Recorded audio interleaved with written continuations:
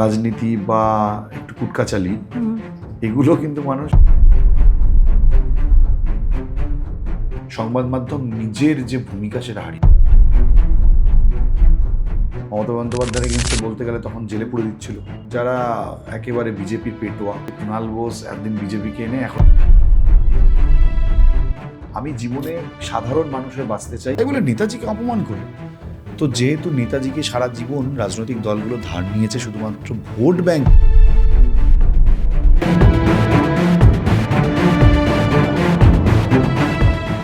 কেমন আছিস কুণাল? তোর এখানে আসলে ভালোই থাকি। আর ভালো লাগছে এটা ভেবে যে তুই যখন শুরু করেছিলিস তখন এসেছিলাম, আর এখন তোর নাম্বারস এতটা বাড়ছে। হ্যাঁ, তো প্রথম সেই উদ্বেগগুলো মনে পড়ে আমার। একদম দেখলি তো হয়ে যায়। সেই তো, তোরা অনেক এগিয়ে রয়েছিস, তোদের দেখি পথপ্রদর্শক আমার। শুরুটাও তো আগে করেছি না? হ্যাঁ, নিশ্চয়ই নিশ্চয়ই, এবং সেই স্ট্রাগলটাও অনেক তোদের অনেক বেশি।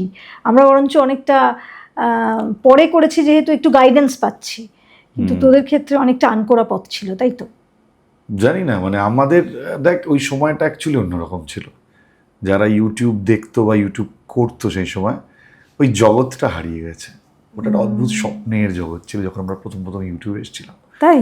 হ্যাঁ, তখন মানে ইউটিউবের একটা আলাদা কমিউনিটি ছিল যেটা নিয়ে এখন আলোচনা হয় না। যেমন ধর তখনকার সময় যে সকল প্রজক্তা কোহলি বা মুম্বাইকার নিখিল বা আরও অনেকে আছে, যেমন ভুবন বামটাম। তো এই সময়টাতে ইউটিউবের নতুন নতুন কি করা যেতে পারে ইউটিউবে, সেই জায়গাটা শুরু হচ্ছিল। সেই যে সময়টা ইউটিউবের বা সেই যে প্যাটার্নগুলো কিন্তু হারিয়ে গেছে।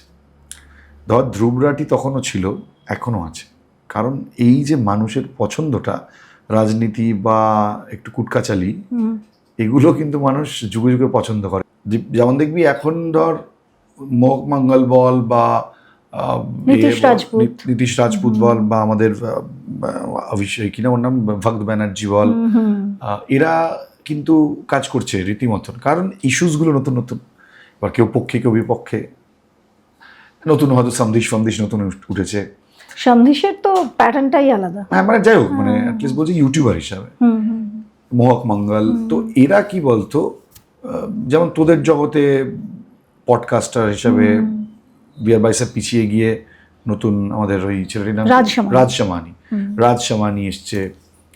তো এর আগের যে একটা প্রথম দিকে যারা ছিল তাদের সেই একসাথে মিলিত হয়ে রেড কার্পেট বা ইউটিউবের ফ্যান ফেস্ট হওয়া, ইউটিউব বিভিন্ন দেশে ফ্যান ফেস্ট করতো, সেখানে সবাই মিলে যাচ্ছে, তাদের ভ্লগস আসতো, তখন ডেইলি লাইফ ভ্লগসগুলো ভীষণ চলতো।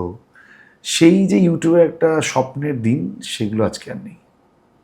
এবং আমাদের বাংলা থেকেও অনেকেই হারিয়ে গেল। আমি বঙ্গাই আর তো দেখতে পাইনি, আমি জানি না ও আর কন্টেন্ট করে কি। আমি জানি না, মানে অনেকেই আছে যারা ধর একটা সময় ভালো কাজ করতো, তারা অনেকেই কাজ করে না, অনেকেই নতুন এসেছে, কিন্তু সবাই না একটা প্যাটার্ন হয়ে যাচ্ছে। আগে আমি মনে হতো অনেক বেশি ক্রিয়েটিভিটি ছিল, আজকে ক্রিয়েটিভিটিটা কিছু কিছু লোক আছে এখনও, কিন্তু বেশিরভাগ সেই যে সুন্দর একটা জগৎ ইউটিউব নতুন এনেছিল, আসলে সব কিছুই এরকমই হয়। মানে এরকমই হয়, একটা সময় শুরু হয়, তারপর আস্তে আস্তে সব কিছুই খুব সাধারণ পয়েন্টের দিকে চলে যায়। হ্যাঁ, স্যাচুরেশন, একদম স্যাচুরেশন পয়েন্ট। কিন্তু আমার এটা মনে হয়েছে যে, জানি না তুই এটার সাথে সহমত হবে কিনা, যে অ্যাজ আ পডকাস্টার, যদিও আমি খুব বেশি দিন এখানে করছি না, কিন্তু তাতেও আমার যেটা মনে হয়েছে যে ওই মানে কপি ক্যাট জিনিসটা খুব, মানে জানি এটা ট্রেন্ড যে একজন করলে আরেকজন সেটা নিয়েই করবে, কারণ টপিকটা তো সেম, কিন্তু ওই ইউনিক আইডিয়াস কিন্তু লোকের মধ্যে নেই। আর বিশেষ করে এআই আসাতে, এআইকে আমি একটা ছক বলে দিলে সে তো আমাকে একটা স্ক্রিপ্ট দিয়ে দিচ্ছে এবং আমি সেটাকেই পড়ে দিচ্ছি। তো এইটা করে যারা করছে তারা কি মার্কেটে খুব বেশি দিন সাস্টেন করতে পারবে? না, অ্যাকচুয়ালি আমার মনে হয় পডকাস্টটা করা সবচেয়ে সহজ। মানে your podcast, but still podcast করা অনেক সহজ, কারণ সেখানে প্রশ্নটা সাজালেই হয়ে যাচ্ছে, বাকি তো উত্তর উল্টো দিকের লোকটা দেবে। কিন্তু টপিকটা খুব ম্যাটার করে। দেখ, যে কোনো ক্ষেত্রেই তো তার নিজস্ব পারদর্শিতা আছে, তাহলে তো সবাই রাজসামানি হলো না কেন? তার নিজের প্রশ্ন করার ঢং, সে কি ধরনের প্রশ্ন করবে বা সেই লেভেলে পৌঁছে সেই গেস্টগুলোকে সে আনতে পারবে। এখন পডকাস্টের একটা ব্যাপার কি, পডকাস্টাররা বেশিরভাগই ভালো গেস্ট চায়, কারণ মুখ ভালো হলে তাহলে তার ভিউজ হবে, তার চ্যানেল এগোবে। পডকাস্টের একটা আলাদা প্যাটার্ন আছে। পডকাস্ট ক্রিয়েটিভ ওয়ার্ল্ডের মধ্যে পড়ে না, পডকাস্ট পড়ে ইনফরমেটিভ ওয়ার্ল্ডের মধ্যে, যেখানে তুই অনেক ইনফরমেশন, বা ধর শুধু ইনফরমেশন না, আমি একটা লোকের কথা শুনছি, সেটা আমার ভালো লাগা। আমি হয়তো এই ধরনের রিলে শুনতে ভালোবাসি, একটা লোক সুন্দর সুন্দর কথা বলছে, দুজন ডিসকাশন করছে, একটা কনভারসেশন, সেটা অনেকে ভালোবাসে। তো এটা একটা অন্য প্যাটার্ন। বাট যদি ক্রিয়েটিভিটির কথা আসিস, তাহলে অনেক বেশি ধর যারা ফিকশন নিয়ে কাজ করে, নন ফিকশন নিয়ে কাজ করে, তাদের অনেক ভাবতে হয়। বাট ফিকশনের মধ্যেও ভাবনা চিন্তা দরকার হয়। যেমন ধর কেউ ফিকশনে একটা স্ক্রিপ্ট বানিয়ে কোনো কাজ করছে, কেউ হয়তো রিয়েল স্টোরির উপর কাজ করছে নন ফিকশনে। এবার তাকে কিন্তু ওই পুরো জিনিসটা অ্যারেঞ্জ করা, তাকে শ্যুট করা, তাকে এডিট করা, ফাইনালি তার থাম্বনেল রেডি করা, বা তার যে ভিডিও ক্রিয়েটিভিটি, এই সমস্ত কিছু তো অনেক সময় সাপেক্ষ, রিসার্চ একটা বড়, অনেক পয়সা খরচ হয় তাতে। এটা চটজলদি হবে না যে আমি কাউকে এটা বসে বললাম, ডিসকাশন করলাম, শেষ হয়ে গেল, তা কিন্তু হয় না। তো এটা যেমন ধর আশিস চঞ্চলানির নাম বলছিলাম, ওরা যে সেই সময় ওই ভাইন্সগুলো করতো, সেগুলো কিন্তু এখনকার সময় বাংলায় কিছু ছেলে মেয়ে করছে, কিন্তু ওই বম্বের সেই ট্রেনটা কিন্তু চলে গেছে। সেই সময় বেশ ভালো ভালো ওরা কাজ করছিল। ইভেন পডকাস্টটাও আমি অনেক পরে এলাম, আমার এখন মনে হচ্ছে এই পডকাস্ট আজকে করলে কালকে দেখছি তিনজন নতুন খুলে দিল। তো এটাও একটা স্যাচুরেশন। হ্যাঁ, কারণ ধর তুই একটা জার্নালিস্টিক ব্যাকগ্রাউন্ড থেকে এসছিস, তোর একটা সত্তা আছে, কিন্তু যে লোকটা নেই, আমি তোর ছোট্ট এক্সাম্পল দিই। আমাকে একটা চ্যানেল ফোন করে বলছে যে আমরা একটা পডকাস্টের জন্য তোমাকে ডাকছি, তুমি একটু এসো। তো আমি গেছি, যাওয়ার আগে ফোন করেছি যে বিষয়টা কি। বলছে আরে আমি একটা প্রশ্ন করে তুমি বলতে থাকবে। তো আমি পত্রপাঠ না, মানে আমি বুঝে গেলাম যে ওর আমার ফেসটা প্রয়োজন। ওর নিজের কোনো পড়াশোনার কোনো ইচ্ছাই নেই করার, ও একটা গেস্টকে ডেকে এনে কিছু ভুলভাল প্রশ্ন করবে, তাদের গেস্টটাই নাকি সব বলতে শুরু করে দেবে। এখন ব্যাপারটা হচ্ছে এটা এক ধরন। আবার অনেকে আছে এভাবে যে নতুন নতুন চ্যানেল খুলেছে, তাতে মেল পাঠায় যে আসুন। আমি নতুন চ্যানেলে যাই না, সত্যি কথা বলতে। কেন যাই না? অনেকে বলবে আপনি আমাকে লিখে, আপনি ভীষণ অহংকারী আপনি। আরে বাবা, আমি কটা কথা বলে দুটো লোক শুনবে, তারপর তো তোমার তো এখনো সাবস্ক্রাইব বেসটা তৈরি হয়নি। একটু কাজ করো, আরও কিছু মানুষের সাথে মানে অনেক মানুষকে ইন্টারভিউ করো। আমরা তো আছি, আমরা তো বলছি না যে আমরা যাবো পয়সা নেব, কিন্তু আমি দুটো কথা লোককে বলবো, সেখানে তোমার মাত্র দেখা যায় যে 30 থেকে 40টা সাবস্ক্রাইবার।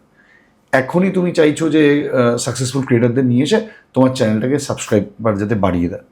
তাদের কী হয়, আমি ধর কোনো চ্যানেলে গেলাম, তার এক্সপেকটেশনে 10টা লোক দেখলো, আমি বলে না, অন্য কেউ যেতে পারে, পরের কাজটা সে ভালো করলো না, তার চ্যানেলই কিন্তু ক্ষতিগ্রস্ত হবে। তো কন্টিনিউটি ব্রেক হবে। আমি একটা জায়গায় দেখলাম যে একজন লিখেছেন, হঠাৎ করে তার লেখাটা কোনো একটা মানে কন্টেন্ট শেয়ার করেছে, তার সঙ্গে ক্যাপশন দিয়েছেন, তাতে লিখেছে যে আমার ছেলে অনেকটা বড় হয়ে গেছে, এ সময় হাতে বেশ সময়, কি করবো ভেবে পাচ্ছিলাম না, তাই পডকাস্টটা শুরু করলাম। এটা একটা সারপ্রাইজ বলে। আমি জানি তো, বলছি তো, অনেকে বলে দাদা একটু হেল্প করে দিন, আপনারা হেল্প না করলে হেল্প হয় না। আমি কালকে বলবো রেনেসার চ্যানেলটিকে আপনি সাবস্ক্রাইব করে নিন, 10টা লোক আমার পরিচিত লোক করে দেবে। কালকে যদি সে তার মনের মতন কিছু না পায়, কিন্তু আবার দেখবেই না, তার মানে তোর সাবস্ক্রাইবার বেস বাড়ছে কিন্তু লোকে দেখছে না, তাহলে তো আরো চ্যানেলের ক্ষতি। তাই জন্য হেল্প বলে কিছু হয় না। একদম।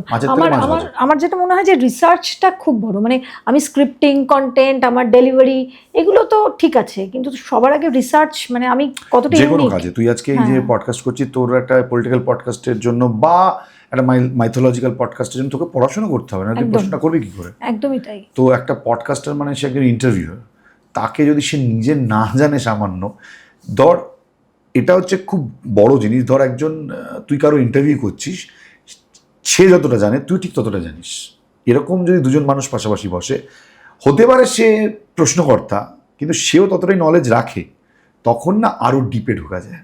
একদম। আমার এক্ষেত্রে মনে পড়ছে একজনের কথা, কিছুদিন আগে একজন গেস্ট আমার এখানে এসেছিলেন, আমি নাম বলছি না, এআই সায়েন্টিস্ট। তিনি বলছিলেন যে বাজারে অনেক এআই এখন আছে, আরও আসছে প্রতিদিন নতুন নতুন, কোনটা ছেড়ে কোনটা করব, কিন্তু এগুলো কিছুই থাকবে না, থাকবে একটা কি দুটো। তো আমার মনে হয় এই পডকাস্ট, ইউটিউব, কন্টেন্ট, এখানেও ট্রেন্ড চেঞ্জ হবে, ট্রেন্ড সেট হবে, কিন্তু ওই রিসার্চ আর ইউনিকনেস যার থাকবে, ঠিক আমাদের জার্নালিজমেও যেমন, তেমন এখানেও তারাই সাস্টেন করবে। তো কি মানে ধরতক্তা মার পেরে চলবে না দুনিয়াতে। অনেকে বলে পার্ট টাইমের জন্য ইউটিউব করি, হয় না, অত সহজ নয়। ডেডিকেশন লাগে, এটা একটা ফুল টাইম জব একদম। এবং 24 ঘন্টাটা আর সময় নেই কুণাল, মানে তুই তো অনেকে নিশ্চয়ই ভালো বলে যে জানিস। ইউটিউব করেন আর অন্য কিছু করেন না। আমাকে আমি এটা এই সঙ্গে যুক্ত করে দেবো, আমি জানি না তোর সঙ্গে এটা হয় কিনা। আরে ও জার্নালিস্ট ছিল, এখন কি করে, ও ইউটিউব করে, মানে খুব নিচু চোখে একটা দেখা এখন। আমাকে অনেকে বলে, একজন খুব নেতাজির ভক্ত, সে দেখা হয়েছে আমার সাথে কৃষ্ণনগরের, অনেকে আছে, আরে আপনি ওই নেতাজি ফেতাজি সরি কি বললেন একটু, নেতাজি ফেতাজি মানে ফেতাজিটা কি হবে, মানে এই যে ফেতাজিটা কেন বললাম, ইউটিউব এই যে ইউটিউব, আচ্ছা ইউটিউব মানে কি, তার আগে তাচ্ছিল্য রয়েছে। একদম। এবার ঠিক আছে, এটা তাচ্ছিল্য থাকা ভালো, কারণ তাতে কম্পিটিশনটা কম থাকবে। কিন্তু আমার অনেকে জিজ্ঞেস করছে, ধর তার মানে আচ্ছা এটা থেকে কত টাকা ইনকাম হয়, মানে এটা থেকে কিছু ইনকাম হয়? তো একজনকে আমি বলেছি, অনেকে চাকরি করেও বাপের জন্মে এত টাকা ইনকাম করতে পারে, যে ইউটিউব থেকে হয়, মানে ভাবতেও পারে না সে যে কত টাকা ইনকাম করা যায় যদি ঠিকঠাক করা যায়, ভাবাই যায় না। মানে ইউটিউব থেকে পয়সা ইনকাম হয়, এখন তো লোকে জেনে গেছে, আগে তো মানে ইউটিউব থেকে পয়সা ইনকাম হয় মানুষ ভাবতো না। আর ফেসবুকের মাঝখানে প্রচুর পয়সা ছিল, তখন সবাই নেমে পড়েছিল, এখন দেখবি আবার মার্কেট হাওয়া, হ্যাঁ, যেহেতু পয়সা কমে গেছে। তো এখন দেখা যায়, এই সত্যি এখন দেখা যাচ্ছে না, তুই বললি কারণ মার্কেটে পয়সা নেই তো। পয়সা নেই। আগে ইউটিউবে সবাই টুকটাক ভুলভাল রিলস বানাতো, ভুলভাল ভিডিও বানিয়ে পয়সা কামাতো প্রচুর, এখন মার্কেট হাওয়া হয়ে গেছে। হাওয়া। একটা জিনিস আমার মনে হচ্ছে, এই যে প্রেজেন্ট যে ওয়ার্ল্ড সিচুয়েশন এবং ওয়ার সিচুয়েশন, যেভাবে যুদ্ধ এক একটা জিওপলিটিক্যাল সিচুয়েশন বদলে দিচ্ছে, সেক্ষেত্রে আগামী দিনে ধর ইউটিউবের ইনকাম বল বা ফেসবুকের তো অলরেডি এফেক্টেড, এবং শোনা যাচ্ছে যে পুরোটাই নাকি পেড হয়ে যাবে, এগুলো সব শোনা কথা, আই ডোন্ট নো। ইনস্টাগ্রামে এখন বলছে যে ওখান থেকে আর্নিংয়ের কিছু অপশনস আছে, বাট এখনো পর্যন্ত সেটা খুব ভোলাটাইল। তাহলে শুধুমাত্র ইউটিউবই আমরা ধরে নিচ্ছি এই মুহূর্তে, তাহলে মানে এই ওয়ার সিচুয়েশনে, জিওপলিটিক্যাল সিচুয়েশনে কি এই আর্নিংগুলো এফেক্টেড হতে পারে? এটা আমি বলতে পারবো না, সেটা কি হবে না হবে সেটা তো গুগল বলতে পারবে। গুগল কি পরিস্থিতির মধ্যে দিয়ে যাচ্ছে সেটা তো আমাকে গুগল বলছে না। দেখ, আমি একটা কথা ভাবি, গুগলের মতন যদি এত বড় একটা ইন্টারন্যাশনাল কোম্পানি এফেক্টেড হয়, তাহলে তো অনেক বড় বড় কোম্পানি, মানে ছোটো ছোটো কোম্পানি অনেক আগেই বন্ধ হয়ে যাবে। প্রচুর লোক আছে অনেক ছোটো ছোটো ফার্মে কাজ করে, তাদের সারা জীবন কেটে গেছে তাতে। আমি যদি গুগলের সঙ্গে কোলাপ করে ভয় পাই যে গুগল বন্ধ হয়ে যাবে, তাহলে তো অনেক কিছুই বন্ধ হয়ে যাবে, অনেক কিছুই, সিচুয়েশনটাই চেঞ্জ হয়ে যাবে। তো আমরা চাকরি ছাড়া লোকজন, চাকরি ছেড়ে এইসব করতে এসেছি লোকজন, কাল কি হবে দেখা যাবে, এত ভেবে কি কিসনে জানা, কাল কে হোগা কিসনে জানা, অত ভেবে জীবন চলবে না, চলেনি। আমার কাজ এখন আপাতত এই প্ল্যাটফর্মটা আছে, আমি জানি আমার মতন অনেক লাখ লাখ ছেলেমেয়েরা কাজ করছে সারা পৃথিবী জুড়ে, সো চলছে, এখন চলছে, ভবিষ্যতে কি হবে জানি না। কুণাল, আমার এর পরের প্রশ্ন, যে এই পরিবর্তিত পরিস্থিতি এখন, আমরা দুজনেই আগে জার্নালিস্ট ছিলাম, যদিও আমরা জার্নালিস্ট নাকি সঞ্চালক এই নিয়ে আমাদের ফ্রেটার্নিটির মধ্যেই অ্যাঙ্কারদের কোনো একটা মানে একটু নিচু চোখে দেখার একটা প্রবণতা ছিল, জানি না এখন সেটা কমে গেছে কিনা। কিন্তু এই পরিবর্তিত পরিস্থিতিতে আমাদের রাজ্যে সংবাদ মাধ্যমের ওপর আক্রমণ নেমে এসেছে, সোজা কথায় মার খেয়েছে এবং রীতিমতো মেরেছে। তো এই ককরোচ জনতা পার্টি নাকি তাদের আড়ালে বাম, এগুলো নিয়ে প্রচুর অভিযোগ আসছে, অনেক কিছু শোনা যাচ্ছে। কিন্তু এইরকম একটা সিচুয়েশনে কি মনে হয় তোর, যে এই সংবাদ মাধ্যমের উপরে এই আক্রমণগুলো এবার কি মালিকদের একটু মুখ খোলা উচিত নয়? দেখ, সংবাদ মাধ্যম বলে না, কারোর ওপর আক্রমণটাই অ্যাকসেপ্টেড নয়, মানে গণতন্ত্রে এটা তো হতে পারে না যে তুই কাউকে মারবি।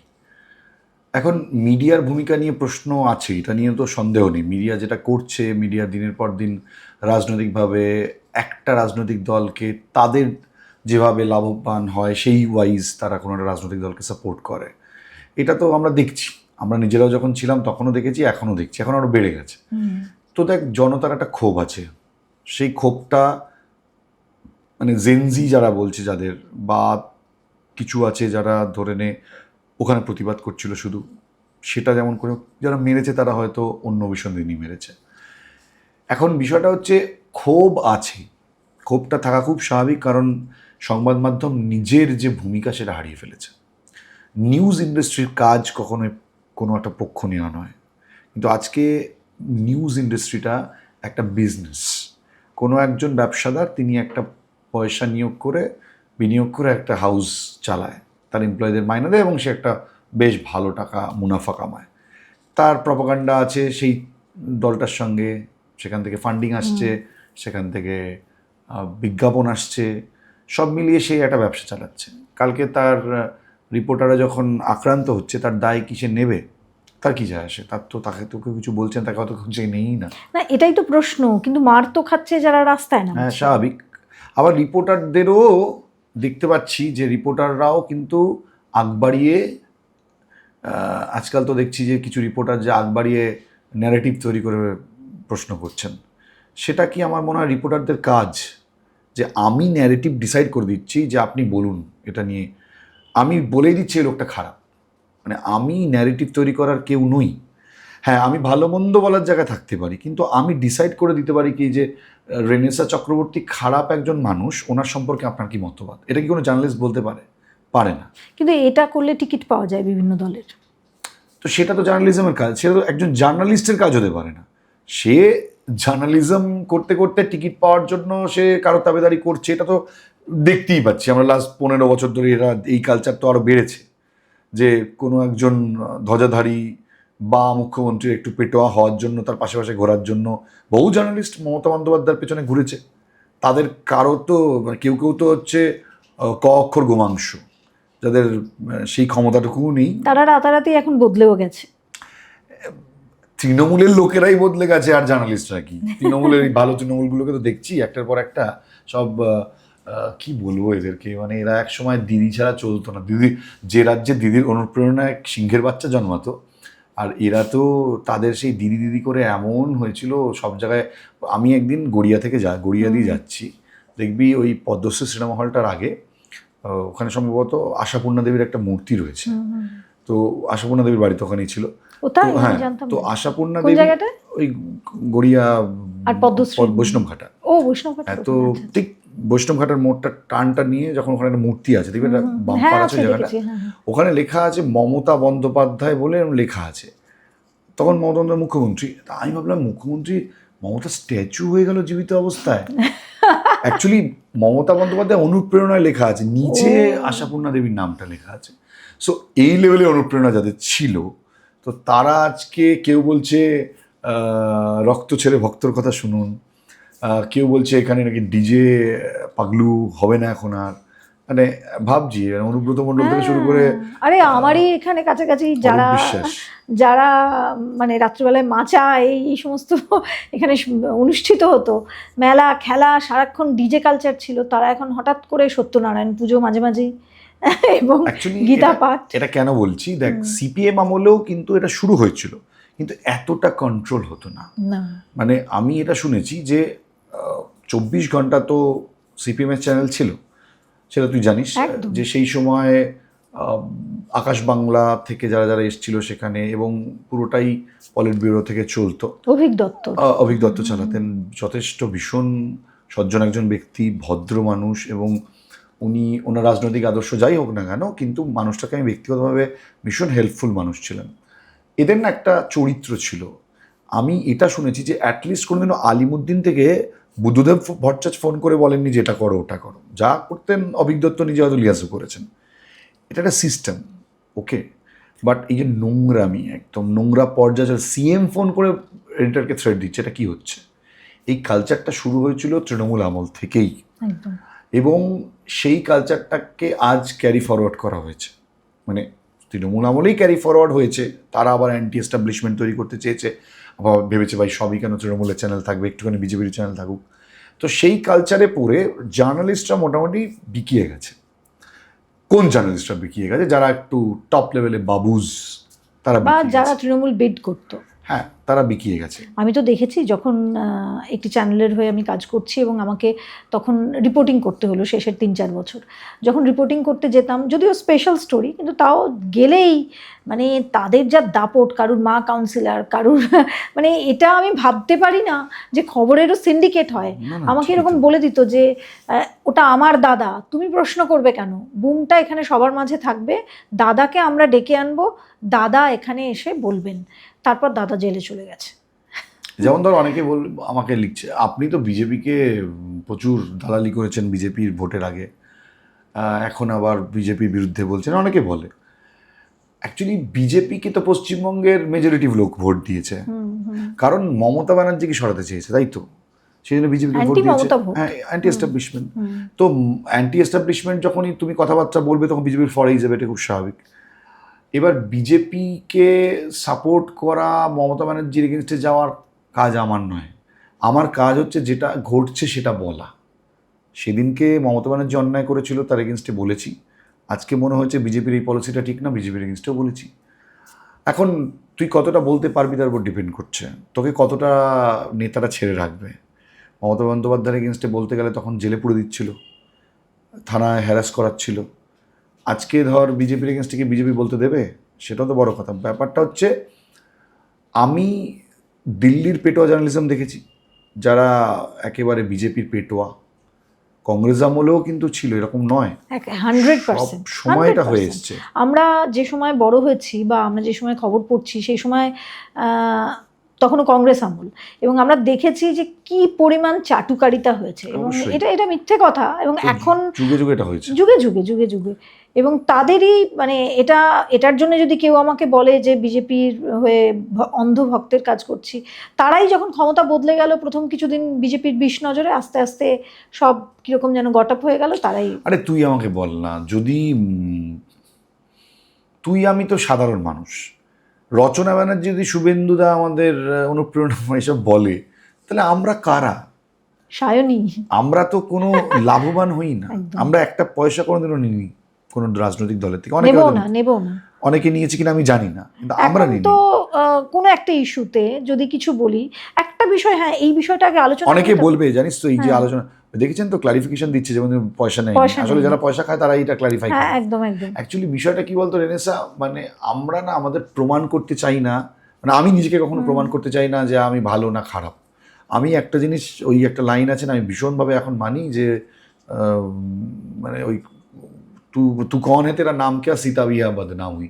যে সমাজে সীতা বলে তুই সীতা তো ছেড়ে দে, আমি কয়েকটা জিনিস ধরে নিয়েছি, খুব ফ্যাক্ট। দেখ, আমি 4 জন মানুষকে আমার জীবনের আদর্শ হিসাবে ধরেছি। একজন ধরে নে গৌতম বুদ্ধ, একজন শ্রী চৈতন্যদেব, তারপরে ধর স্বামী বিবেকানন্দ, তারপর সুভাষচন্দ্র। এই 4 জন মানুষ ধরে নে। এই 4টে মানুষ তার সারাটা জীবন দিয়েছে মানুষের জন্য। কিন্তু এই মানুষ 4টের সাথে কি হয়েছে ভেবে দেখ। একজনকে বিষ খাইয়ে মেরে দিয়েছে, একজনকে লোপাট করে দিয়েছে, আরেকজনকে মানে মানে মানে তার এগেনস্টে বিবেকানন্দর মতন একজন ব্যক্তির এগেনস্টে চরিত্রহীন, নোংরা, বিবিকা আনন্দ, এসব নোংরা কথা তার বিরুদ্ধে বলেছে। সে মাছ মাংস খায়, সে আবার কি সন্ন্যাসী হবে, এইসব কম তো হয়নি। সুভাষচন্দ্র তো ছেড়ে দেবে, তো হিস্ট্রি। তো এরা যদি বদনাম হয়, এদের নামে যদি লোকে গালাগাল করতে পারে সেই সময় যখন তারা জীবিত ছিল, আমরা তো সামান্য মানুষ, আমরা কিছুই না। আর বিতর্ক হয় মানেই সেটা তাতে কিছু আছে, এটা আমি বিলিভ করি। তোকে সবাই একসঙ্গে ভালোবাসবে না, কোনোদিন বাসবে না। একদম।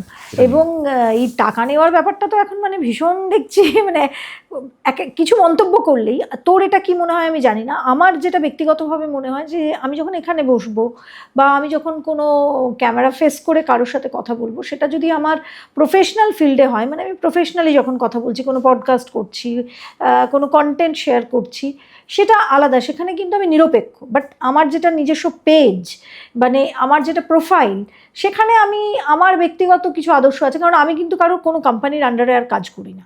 এটা আমার নিজস্ব ইন্ডিপেন্ডেন্ট জার্নালিজম হোক বা পডকাস্ট হোক, কন্টেন্ট ক্রিয়েশন হোক, কিন্তু সেখান থেকে আমি আমার মতামত রাখতেই পারি। সেখানেও দেখছি লোকজন, এটা খুব স্বাভাবিক, এটা যুগে যুগে ছিল মানুষের মধ্যে, যে আরএসএস এর থেকে টাকা নিয়েছেন। না মানে আমি তো মানে আজ পর্যন্ত কোনোদিনও কোনো আরএসএস এর নেতার সাথেও কথা বলিনি, টাকা নেওয়া তো অনেক দূরের কথা। বিজেপি নেতাদের সাথে কথা বলেছি, কারণ হচ্ছে বিজেপি যখন, আজকে তো সবাই নেতা হয়ে গেছে, কিন্তু যখন আমি চ্যানেলে কাজ করি তখন সবাই সাধারণ বক্তা হিসাবে চ্যানেলে আসতেন, গল্প করতাম, আমরা চিনতাম তাদের সাথে, মানে তারা অ্যাক্সেস পেতাম তাদের, কারণ তখন তো অরূপ বিশ্বাস আর মদন মিত্র তো খুব চ্যানেলে আসতেন না, তারা রেয়ার, মাঝে মাঝে তারা নেতা। কিন্তু আমি যখন ধরো একদম ফুল ফ্লেজেডলি কাজ করছি, সেই সময় তো তৃণমূল ক্ষমতায়, তারপর সেই সময় বিজেপির আজকে যারা নেতা তাদের তো কেউ চিনতই না, এক বা দুই তখন, হ্যাঁ মানে বেশিরভাগ 2-1 জন ছাড়া কাউকে কেউ চিনতই না। আজকে যারা মন্ত্রী হয়েছে, তো তারা তার সাথে দেখা হতো, চা খেতাম, গল্প করতাম, কারণ শোয়ের শেষে তার সঙ্গে কথা হতো, সেই হিসাবে একটা আলাপ পরিচয় তৈরি হয়েছিল। আর সিপিএমেরও তাই। তারা ফোন তোলে এখন তোর? আমি কাউকে ফোন করি না, কারণ আমার কারোর সাথে কোনো প্রয়োজন নেই। আমি দু একজনকে ফোন করেছিলাম, তারা আমার খুব পরিচিত, ব্যক্তিগতভাবে ফোন তুলেছিল, কথা হয়েছে, কিন্তু আমি আর কারোর সাথে আমার কোনো প্রয়োজন নেই। কয়েকজন আছে যারা খুবই ভালো মানুষ হিসেবে, আমার মনে হচ্ছে ভালো, এবং তারা বোঝে। ইভেন এই নেতাজির ব্যাপারটা নিয়ে যখন তারা খুব আফসোস করেছিল যে এইগুলো দলের মধ্যে ঠিক হচ্ছে না, কেন, কি দরকার এসব কথাবার্তা বলার। এটা বিজেপির অন্দরেও এগুলো আছে, সবাই তো নয়। এবং অনেক বিজেপি নেতা আছে যারা আমাকে, ধর আমি একটা ভিডিও বানিয়েছিলাম, আমরা কি ঠকে গেলাম, বিজেপি থেকে এক্সপেকটেশন যেটা ছিল পূর্ণ হলো না। অনেকে বলছেন যে কুণাল বোস একদিন বিজেপিকে এনে এখন নিজে পস্তাচ্ছে, একদম এরকম ব্যাপার না। আমি আর পাঁচটা সাধারণ মানুষের মতনই ভাবি। আমার মনে হয়েছিল তৃণমূল কংগ্রেসে যাওয়া উচিত, সিম্পল কথা, একদম নতুন কিছু একটা আসুক। আজকে বিজেপি যখনই ক্ষমতায় এসেছে খারাপ লেগেছে ভাই, বলেছি। আমাকে আমার পাড়ার ছেলেরা বলছে, যারা বিজেপি করবি, আমাকে তারা অফার দিচ্ছে। আমি ভাবছি যে শেষ পর্যন্ত এই অফারও পেয়ে মানে পাড়ার ছেলের মধ্যে বিজেপি করবি, মানে আমার যদি বিজেপি করা থাকতো তাহলে অনেক কিছু অনেকদিন করতে পারতাম। আমি প্রথম দিন ডিসাইড করেছিলাম যে বিজেপি ক্ষমতায় আসার পর কোনো পলিটিক্যাল লিডার্সের সাথে যোগাযোগ রাখবো না, কারণ this is not my cup of tea. আমি নট আ পলিটিশিয়ান। আমার এই জীবনটা খুব ভালো, আমি জীবনে সাধারণ মানুষ হয়ে বাঁচতে চাই। আমি একজন জার্নালিস্ট, আমি একজন কন্টেন্ট ক্রিয়েটার, আমি মানুষকে ইনফ্লুয়েন্স করতে চাই ভালো ভালো জিনিস দিয়ে, তথ্য দিয়ে। এর বেশি আমি কিছু করতে পারি না। রাজনীতি আমাকে শেষ করে দেবে। আমি ভাই ওই অভিজিৎ দীপকে হতে পারবো, সৌরভ দাস, এরা হতে পারবো না, কারণ এদের প্রচুর এলেম, এদের জীবনে অনেক কিছু করার আছে, উদ্দেশ্য আছে। মানে এন্ড অফ দ্য ডে আমি অরবিন্দ কেজরিওয়াল হতে চাই না। কুণাল, এই রাজ্যে নেতাজিকে নিয়ে হঠাৎই, তুই শুরুতেও বললি কিন্তু আমি একটু স্পেসিফিক্যালি জিজ্ঞেস করতে চাইছি, নেতাজিকে নিয়ে হঠাৎ আমরা দেখলাম যে কোনো কারণ নেই কিন্তু দুটো মন্তব্য ছুটে এলো। একটা ইনডাইরেক্ট, যদিও পরে বলা হচ্ছে যে না ওটা বলা হয়নি, আর একটা তো পুরো ডাইরেক্টই, মানে একদম ডিরেক্ট হিট। শুধু নেতাজি নয়, তার বাবাকেও তুলে আনা হলো। তো মানে কি, মানে একজনকে ওঠাতে গেলে আরেকজনকে নামাতে হয়। আমার মনে হয় বিপ্লবীরা বা স্বাধীনতার জন্য যারা প্রাণ দিয়েছিলেন তাদের মধ্যে এত কম্পিটিশন ছিল না যত এখন হচ্ছে। এটা কোয়াইট এক্সপেক্টেড, মানে এটাতে খুব একটা অবাক হওয়ার কিছু নেই। তবে মানে হয় না একটা, যারা ধর অনেক অন্যদের বলতো যে অন্যরা এরমভাবে বলে বা তারা অসম্মান করে, তো তখন যখন দেখা যাচ্ছে যে আমি যখন ক্ষমতা এসেছি আমিও যদি সেই একই পথে হেঁটে নিলাম, তখন অবাক হওয়াটা একটু মানে স্বাভাবিক, মানুষের একটু খারাপ লাগে। আরে ভাই, তাহলে তোমরা একদিন বলতে কেন, কমিউনিস্টদের গালাগাল দিতে কেন তাহলে? তো তারা তো যখন বলেছিল আজ থেকে অনেক বছর আগে, তখন তো তাদের তো একটা ইস্যু ছিল রাজনৈতিক, সেই মোমেন্টের একটা ঘটনার বেসিসে তারা কেউ একজন পার্টিকুলারলি বলেছিল, এবং সেটা নিয়ে তারপর অনেকবার ক্ষমাও চেয়েছে। এরকম নয় যে ক্ষমা চায়নি, হয়তো এখনও ক্ষমা চায়। যে সেটা কিন্তু হ্যাঁ, মেবি পিপলস ওয়ারে লেখা হয়েছিল বলে সেটা নিয়ে এত কথা হয়, তোজোর কুকুর। তো না, যেটা বলেছিল সেটা না, আমি বলছি না, বলছি সেটা তো তাদের একটা প্রপাগান্ডা, রাজনৈতিক প্রপাগান্ডা সেই সময় ছিল। আজকে শ্যামাপ্রসাদ আর সুভাষচন্দ্রের বিরোধটাকে এত বছর পর টেনে এনে মন্তব্য করার মানেটা কি? প্রয়োজন আছে কিছু? শ্যামাপ্রসাদের রাজনৈতিক লড়াই বোঝানোর জন্য একটা মন্তব্য করা হলো যে তার এখানে লড়াইটা সহজ ছিল না। সুভাষচন্দ্রের সহজ ছিল নাকি? একটা মানুষ, যে মানুষটা একমাত্র মানুষ যে কারোর সাথে আপোষ না করে দেশের বাইরে গিয়ে একটা লড়াই লড়লো, প্রথমত সেই জিনিসটাকে তো রেকগনাইজ কেউ করলোই না, সিলেবাসে এখনও পর্যন্ত সেভাবে আনা হয়নি। উল্টে সেই দলের সাংসদ বলে দিচ্ছে যে নেতাজির বাপের ক্ষমতা ছিল না অত বড় আজদিন ফৌজ তৈরি করার। আমি ধরে নিলাম যে ওই অনন্ত মহারাজ, যিনি একটা সম্প্রদায়কে রিপ্রেজেন্ট করে একটা ভোট ব্যাংক তৈরি করেছেন বলে বিজেপিদের সঙ্গে অ্যালাই হিসাবে রয়েছে এবং সেখান থেকে রাজ্যসভার টিকিট পেয়েছে। কিন্তু বক্তব্য হচ্ছে রাজ্যসভার টিকিট যখন পেয়েছে তাহলে সে বিজেপির পার্ট, বিজেপি সাংসদের বিষয়ে রয়েছে, তো বিজেপি তো সেটা তো অ্যাটলিস্ট এটা কন্ডেম করা উচিত নেতাজির মতন একটা ব্যক্তিত্বকে নিয়ে, যে বলা উচিত যে এটা না, এটা আমাদের, এটা উচিত না এই ধরনের কথা নেতাজিকে নিয়ে বলার। কিন্তু মানে আমি বলতে চাইছি যে শ্যামাপ্রসাদ মুখোপাধ্যায়কে মানে আমরা যদি খুব কি বলবো, খুব সাধারণ ভাষায় কথা বলি, শ্যামাপ্রসাদ মুখোপাধ্যায়কে বড় করতে গিয়ে কোথাও নেতাজিকে ছোট করাটার দরকার আছে কি? আমার মনে হয় ওনাদের দুজনের মধ্যেও তো কোনো এই ধরনের প্রতিদ্বন্দ্বী মতবিরোধ থাকতে পারে। যারা কথাগুলো বলছেন তারা বেশিরভাগই খুব একটা পড়াশুনো জানেন না এই বিষয়গুলো নিয়ে, মানে আমি বলছি এই টপিকগুলো নিয়ে খুব একটা পড়াশুনো তাদের নেই। তারা খুব পার্টিকুলার বিষয়কে মানে বেছে বেছে বেছে বেছে পড়াশুনো করেছে, মানে ধর ওই টপিকটা ওই দিন জানতে চেয়েছে তাই ওই অংশটুকু বেছে নিয়েছে। মানে ইতিহাস চর্চা ওরমভাবে হয় না যে আজকে মানে ধরে নে আমি পডকাস্টে সব কথা বলতে চাই না, কারণ সব কথা বলতে নেই, সেটা উচিত না পাবলিকলি। কিন্তু এমন বিজেপির অনেক নেতারা আছে যারা আমাদেরকে ফোন করে করে জিজ্ঞাসা করতেন এটা কি হয়েছে, এটা কি হয়েছে, এটা কি এই ঘটনা কি ঘটেছে।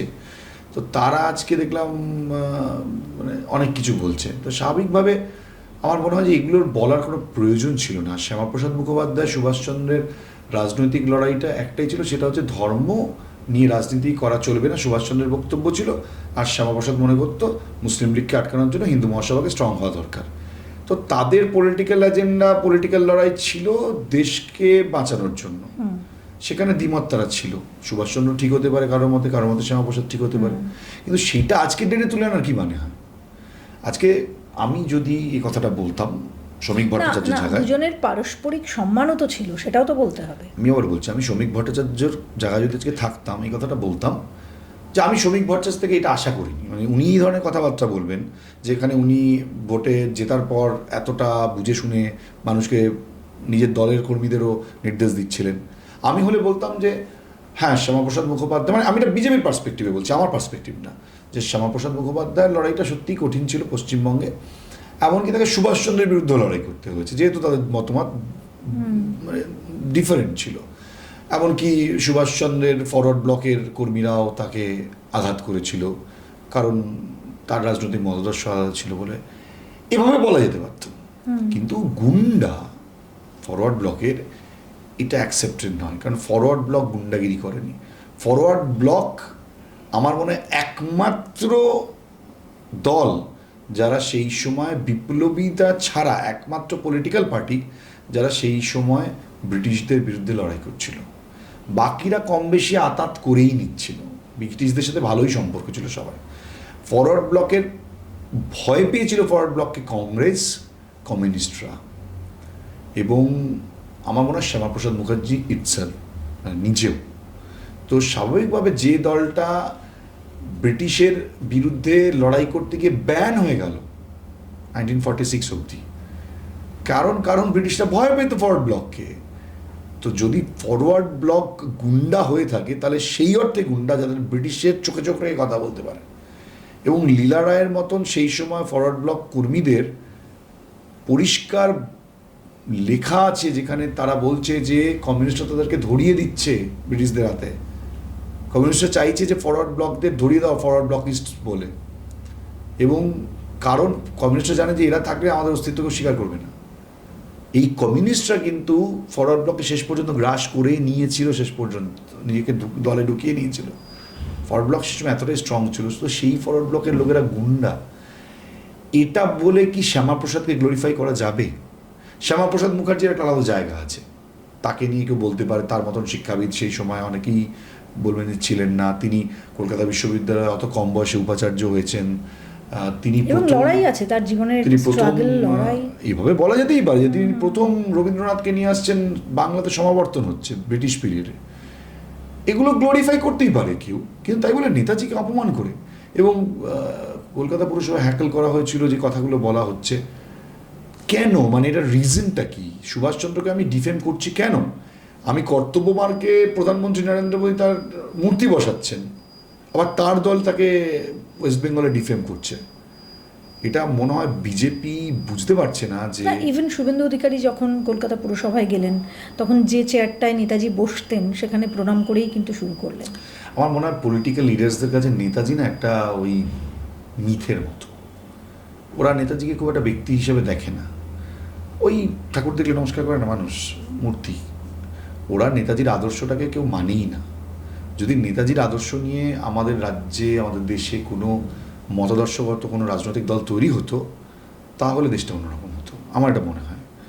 তো যেহেতু নেতাজিকে সারা জীবন রাজনৈতিক দলগুলো ধার নিয়েছে শুধুমাত্র ভোট ব্যাংক তৈরি করার জন্য, সে কারণে তুই দেখবি যে নেতাজি পরিবারের সদস্যদের টানাটানি, আপনি আমার দলে আসুন, আপনি আমার দলে আসুন। একবার সিপিএম নিয়েছে, একবার তৃণমূল নিয়েছে, একবার বিজেপি নিয়েছে, কারণ এদের নাম ভাঙিয়ে যদি দুটো ভোট পাই। এদিক থেকে তোর কি মনে হয় যে শ্যামাপ্রসাদ মুখোপাধ্যায়ের সঙ্গে যা হয়েছিল সেটা নিশ্চয়ই খুব খারাপ হয়েছিল, কিন্তু শ্যামাপ্রসাদ মুখোপাধ্যায় সেই দিক থেকে এত বছর পরে কোথাও তিনি লাকি যে তার তার সাপোর্টে বলার জন্য এতগুলো মানুষ আছে, তাকে তুলে ধরার জন্য এতগুলো মানুষ আছে, কিন্তু নেতাজির কে আছে? ফরওয়ার্ড ব্লক পরবর্তীকালে যে অপদার্থতা দেখিয়েছে বামফ্রন্টের সঙ্গে ঢুকে গিয়ে, তার ফল আজকে। যদি সত্যিই তারা এই অপদার্থতাটা না করতো, যদি তারা বামফ্রন্টে না যেত ক্ষমতার লোভ, আজকে সেটা কিন্তু ফরওয়ার্ড ব্লক স্বীকার করে।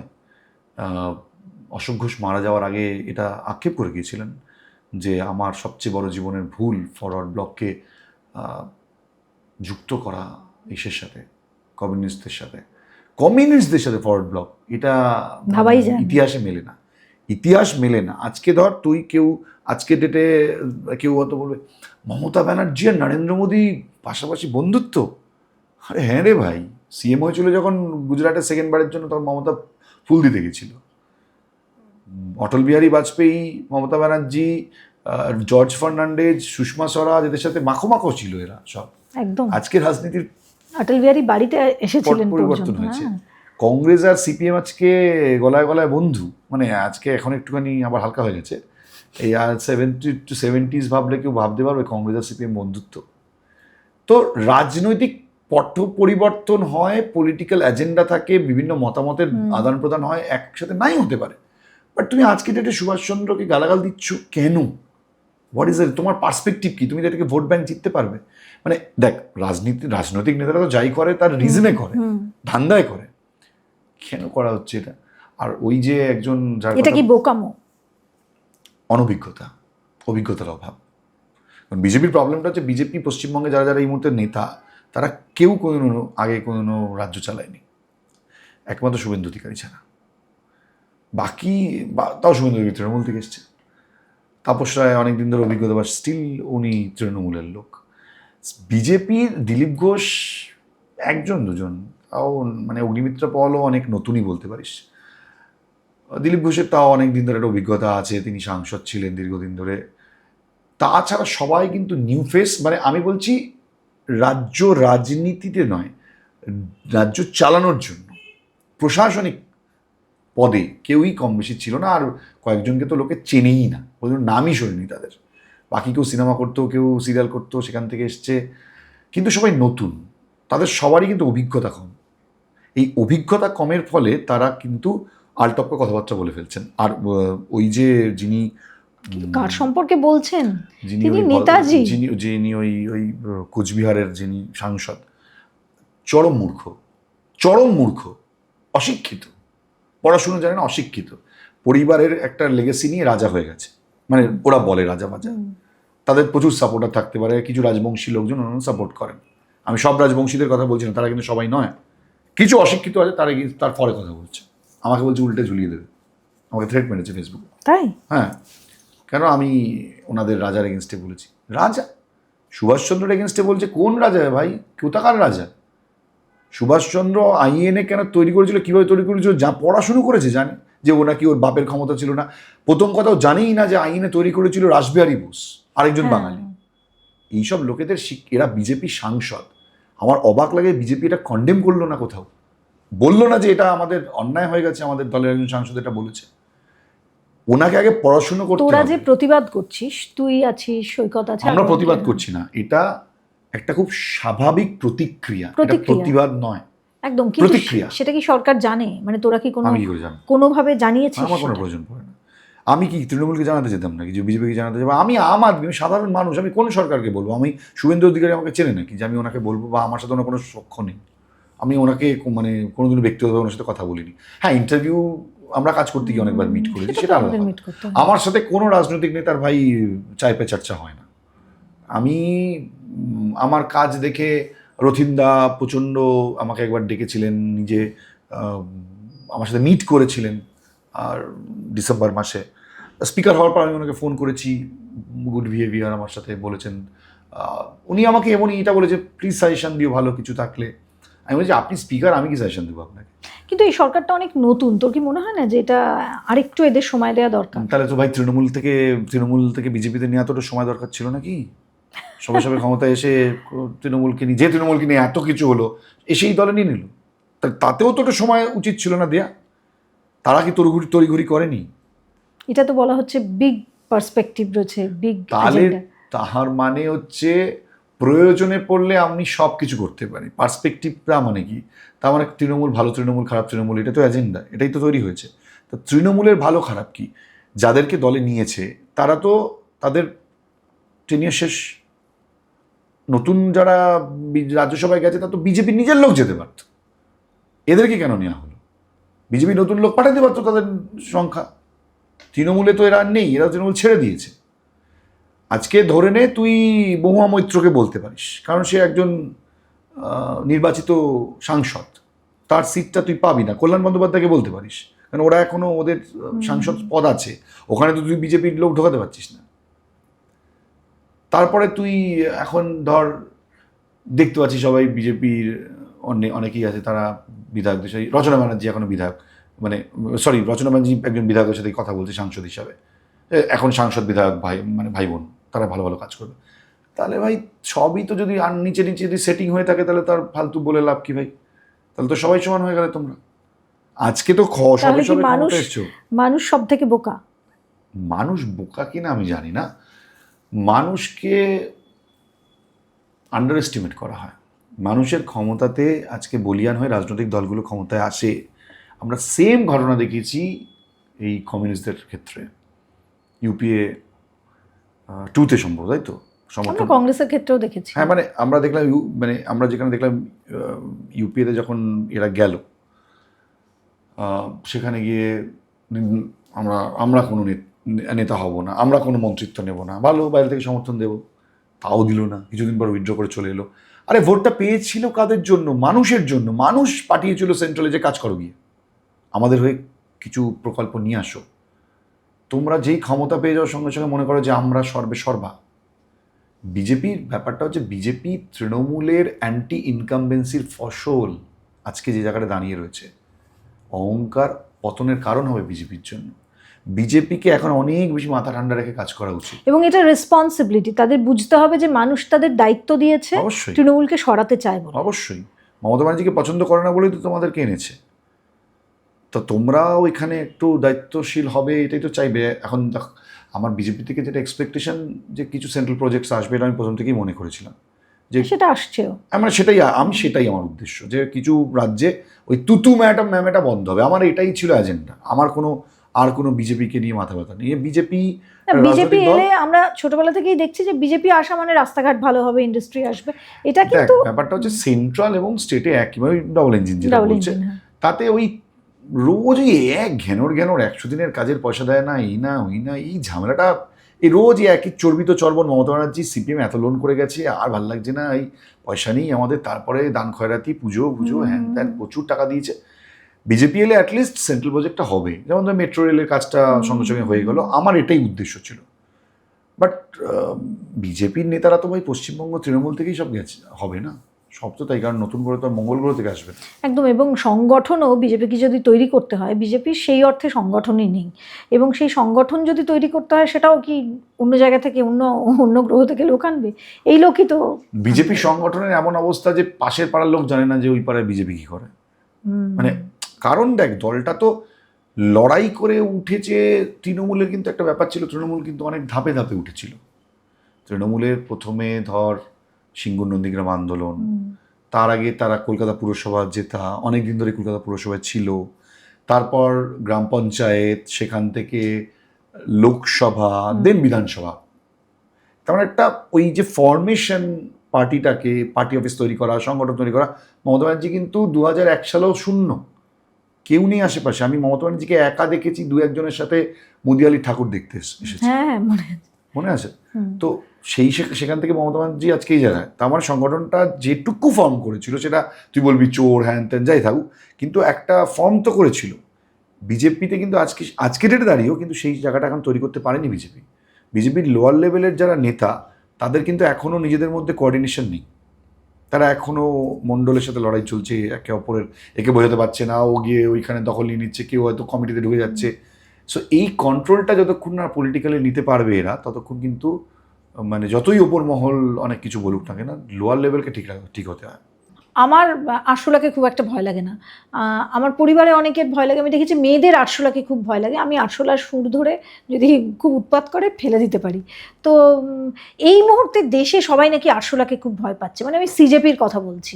এরা কি একটা নতুন শক্তি বলে তোর মনে হচ্ছে, বা ফিউচারের আশা দিশা? ধর্মেন্দ্র প্রধানকে পদত্যাগ করতে হয়েছে, সেটা তো অস্বীকার করতে পারবে না। ভবিষ্যতের আশা ভরসা নিয়ে এখনই বলা যায় না, আর আমি অতটা দূরও ওরা এখনো হাঁটেনি। কিন্তু এটা ঠিক কথা যে দেখ, এটা বুঝতে হবে যে নিটের মতন একটা এক্সাম, এটা একবার নয়, এতবার তার পেপার লিক, এবং পেপার লিকের অন্যান্য পরীক্ষা তো পেপার লিকের যে ট্র্যাডিশন চলে আসছে, এটা না অনেকে বুঝতে পারছে না। অনেকে বলছে যে পেপার লিক হয়েছে তো কী হয়েছে, আবার তো এক্সাম হয়ে গেছে, রেজাল্ট আউট হয়ে গেছে, তাতে এত বাওয়াল করার কী আছে। আসলে নিট সম্পর্কে মানুষের ধারণা নেই। নিট পরীক্ষাটা আর 5টা পরীক্ষার মতো নয়। একটা নিট এক্সামে বসতে গেলে ছেলে মেয়েদের যে পয়সা তো ছেড়ে দে, সে তো লাগেই। আমি কালকে একটা ভিডিও করেছি যে যারা কোটা ফ্যাক্টরি দেখেছে তারা জানে যে একটা বাচ্চার জীবন বাবা মা কোন জায়গা থেকে একটা ছেলে মেয়েকে তৈরি করে একটা ডাক্তার হওয়ার জন্য। ডাক্তার হতে গেলে শুধু পয়সা থাকলে হয় না, ট্যালেন্ট দরকার হয়, প্রচুর পরিশ্রম করতে হয়, প্রচুর পড়াশোনা করতে হয়। একদম। সেই পড়াশোনার ধারণাটা কারো নেই যে একটা ডাক্তার হতে গেলে কত পড়াশোনা করতে হবে। ডাক্তার আসলে পশ্চিমবঙ্গে তো অন্যরকম ব্যবস্থা।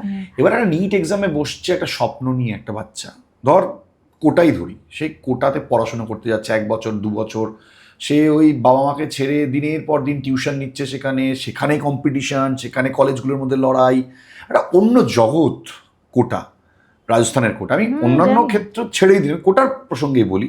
ধর সেখান থেকে সে একটা নিটের জন্য বসছে, এবার সে ফাইনালি পরীক্ষাটা দেবে, যে নিট ক্র্যাক করবে। এমবিবিএস তো অনেক পরের গল্প। তাহলে সেই পরীক্ষাটাই হলো না, সেটারই পেপার বেরিয়ে গেছে। এটা এমন একটা পরীক্ষা যার পেপার আর্মি দায়িত্বে থাকে, এটা কোনো সাধারণ মাধ্যমিক পরীক্ষা নয়। একদম। ভারতবর্ষের যত বড় বড় ইভেন আর্মির লেভেলে যে পরীক্ষা হয়, আর্মিতে যে আমাদের পদাধিকারের যে পরীক্ষাগুলো হয়, সেই পরীক্ষার লেভেলে পরীক্ষা নিট, সেই পরীক্ষার পেপার লিক কী করে হয়ে যায়, এবং একবার না এতবার। তো এটা তো একটা দেশের সিকিউরিটির প্রবলেম, ইন্টারনাল সিকিউরিটিতে প্রশ্ন উঠতে পারে। তো সেখানে তো একজন নেতাকে দায়িত্ব নিতে হবে, একজন মন্ত্রীকে দায়িত্ব নিতে হবে না? তো ধর্মেন্দ্র প্রধানের ইস্তফাটা একটা নজির যে হ্যাঁ, যদি ভুল করো তাহলে পাবলিক ছাড়বে না, পাবলিকের আওয়াজটা থাকা দরকার। এবার দেখ, একটা স্বতঃস্ফূর্ত আন্দোলনের না অনেক নেগেটিভ সাইড থাকে, যেখানে সে তো নেতার অভাব। এই ডিপকে ফিপকে তো কেউ চিন্তা না কদিন আগেও না, কিন্তু এই আন্দোলনের মধ্যে আমরা অনেক জেহাদি স্লোগান দেখেছি। আসবে তো, এটা তো স্বতঃস্ফূর্ত আন্দোলন, এখানে তো নানা মুনির নানা মত। এরা তো একটা ওপেন প্ল্যাটফর্ম তৈরি করেছে, সেখানে সবাই চলে যাচ্ছে। এই সবাইটা কারা? বিজেপি বিরোধী লোকজন তো আছে, যে এদের উদ্দেশ্যটা যে বিজেপিকে হাটাও। তার মধ্যে রাহুল গান্ধীও আছে, কেজরিওয়ালও আছে। নিজের রাজ্যে কোথায় স্ক্যাম হচ্ছে, পেপার লিক হচ্ছে, কেজরিওয়ালের কোনো মাথা ব্যথা নেই, মানে নিজের শাসিত রাজ্যে পাঞ্জাব নিয়ে কোনো মাথা ব্যথা নেই, রাহুল গান্ধীর কর্ণাটক নিয়ে মাথা ব্যথা নেই, কিন্তু সে আজকে বিজেপি হাটে। এগুলো এজেন্ডা, বাট নিট ইস্যুটা কিন্তু তাই বলে ছোট করা যাবে না, আমার একটা বক্তব্য। সিজেপি আগামী দিনে কি হবে সেটা পরের প্রশ্ন, রেনেসা। প্রশ্ন হচ্ছে এত দ্রুত, without any help of type of Anna Hazare, শুধুমাত্র সোশ্যাল মিডিয়াতে এই লেভেলে উঠে এসে কেন্দ্রের সরকারকে হেলিয়ে দেওয়া, ইটস নট আ জোক। এটাকে তুমি অ্যাকসেপ্ট করতে হবে তোমাকে। তুমি রাজনৈতিকভাবে বিজেপিকে সাপোর্ট করো বলে আমি মনে করছি ও তো আসলে উল্টে দিল, লেখ লেখ লেখ করবে, পা ছড়াবে, এটা বললে হবে না। আবার তুই এটাও বলবি, যদি আমাকে প্রশ্ন করিস, যে কলকাতা যেটা হয়েছে এটা হচ্ছে অসভ্যতা, অরাজকতা, এটা কোনো আগামী দিনের ভবিষ্যতের কথা নয়। আমি দিল্লির জান্তার মান্তারের কথাই বলছি। ওখানে একটা স্লোগান দেখলাম, একটা রিল দেখছিলাম, সেখানে পরিষ্কার আমি তারপরে দেখলাম যে ওটা কোনো এআই জেনারেটেড না, তো না, ওটা এআই জেনারেটেড না। সেখানে বলছে যে আমাদের ইতিহাস বদলে দিয়েছেন ধর্মেন্দ্র প্রধান, এবং আমরা কেন হিন্দু রাজাদের ইতিহাস পড়বো, তাই জন্য ওকে যেতে হবে, আর সেই জন্যই ও গেছে। আমি বলছি বিভিন্ন রকমের ন্যারেটিভ তৈরি করার লোকজন ওখানে আছে, ঠিক আছে। আমি জানি না ককরোচের কি ন্যারেটিভ, ককরোচে কারা কারা আছে আমি জানি না। এবার বিভিন্ন মতামত ওখানে জুড়েছে।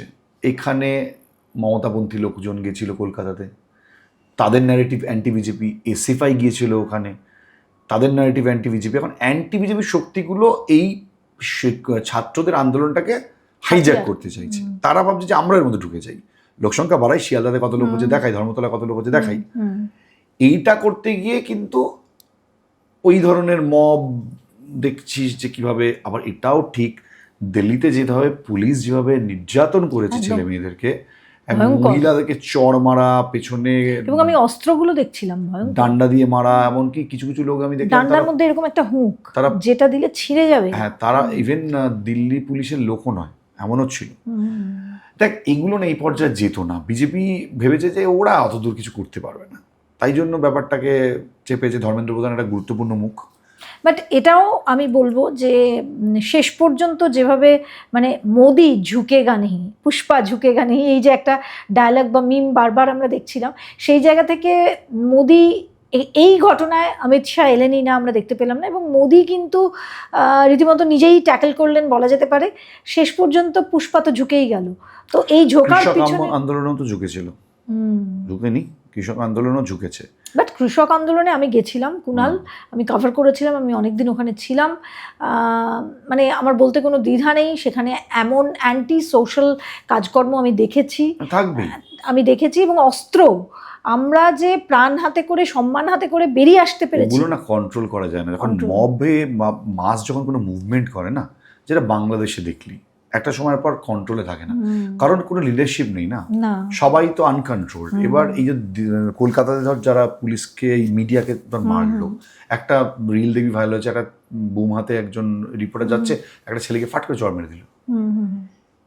এরা কারা? এরা তো যারা নেতৃত্ব দিচ্ছে তারাও বলতে পারবে না, চেনেই না তো। কত লোক এসছে স্বতঃস্ফূর্ত, তো মানে অ্যান্টি বিজেপি, কেউ হয়তো হুজুক, এটা পাশ দিয়ে ঢিল মেরে দিই, এটা জুতো ছুঁড়ে মারি, এটা বোতল মারছি, এগুলো হুজুক। মানে মব না যখন আসে তখন এইরকম হুজুক নিয়ে আসে। সো সব কিছু কিন্তু এই সংগঠন বা মানে এই আন্দোলনের পার্ট নয়। এটা যেমন তুই বলছিস, সেই আন্দোলন যেমন আমাদের একটা দেখিয়ে দিল যে মানুষ তোমাকে যে ম্যান্ডেট দিচ্ছে সেটা তোমার কাজ করার জন্য। It's not all about power, it's all about responsibility. এটা কিন্তু 2026-এ এসে বোঝার নয়, 2024-এ কিন্তু বিজেপি বুঝে গেছে। এটা বিজেপিকে কিন্তু অলরেডি দেশ বুঝিয়ে দিয়েছে যে ম্যান্ডেট, তুমি মনে করছো যে তোমাকে একাধিপত্য, এমন ক্ষমতা আমি তোমাকে দিয়েছিলাম তার আগের ইলেকশনটাতে, যে ভারতবর্ষে কোনোদিনও এত ম্যান্ডেট পায়নি কোনো রাজনৈতিক দল, একক সংখ্যাগরিষ্ঠতা আমরা ভাবতেই পারতাম না। কোয়ালিশন গভর্নমেন্ট দেখে দেখে আমাদের অভ্যস্ত না, সেটাও খুব, আমরা যে লাইফটা দেখেছি কোয়ালিশন গভর্নমেন্ট, প্রত্যেক দিন আমার মনে আছে, আমার মনে হয় তোরও এটা, জার্নালিজমে যারা এসেছে তাদের কম বেশি এগুলো নেশা ছিল, সংসদের বক্তৃতা শোনা, কথা শোনা। হ্যাঁ, সেইখান থেকে আমরা দেখলাম টায়ারিং একটা। হ্যাঁ, কিন্তু তার মানে কি মানুষ তো সেটা চাইনি, বারবার ইলেকশন চাইনি বলেই তো আজকে দিয়েছিল ম্যান্ডেট, এবং বিপুল ম্যান্ডেট দিয়েছিল, যাতে আর এনডিএর দরকার নেই।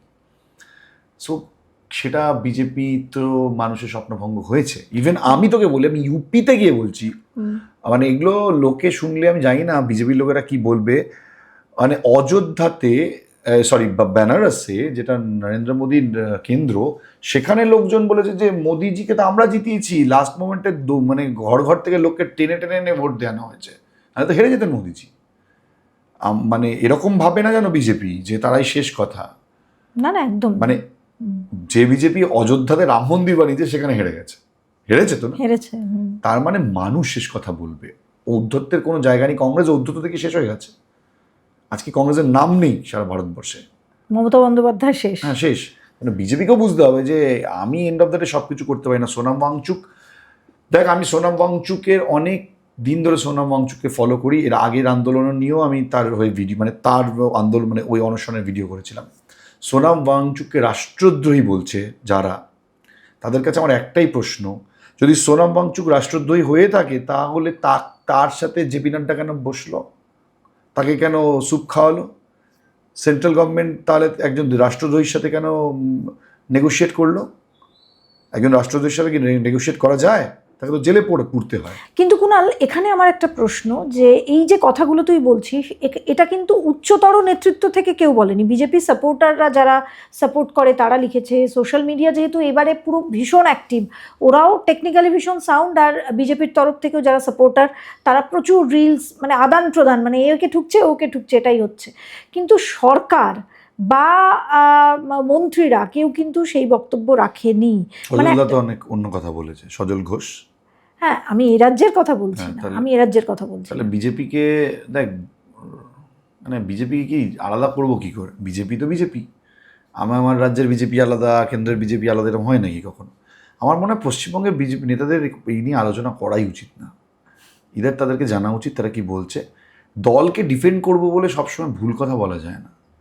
অ্যাটলিস্ট আমার মনে হয় দোষটা স্বীকার করা উচিত। আমার মনে হয় এটা ভীষণ সেন্ট্রাল লেভেলের ব্যাপার, এটা অনেক বড় লেভেলের একটা বিষয়, এবং এখানে সেন্ট্রাল দেখছে বিষয়টা, এবং এখানে ডিপ স্টেটের একটা সেখানে কথা প্রধানমন্ত্রী উঠে আসছে। বক্তব্য রাখছেন, সেখানে আমি এটা নিয়ে বলার কেউ নই।